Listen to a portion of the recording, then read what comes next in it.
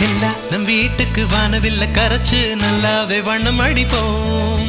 சின்ன நம் தோட்டத்தில் நட்சத்திரம் பூக்கும் சின்ன சின்ன செடி வளர்ப்போம். இது மாடி வீடு நம் ஜோடி வீடு. அட கோயில் கொஞ்சம் போர் அடித்தால் தெய்வம் வந்து வாழும் வீடு.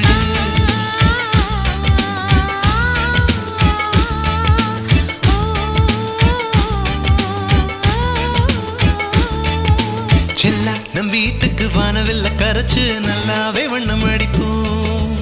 சின்ன நம் தோட்டத்தில் நட்சத்திரம் பூக்கும்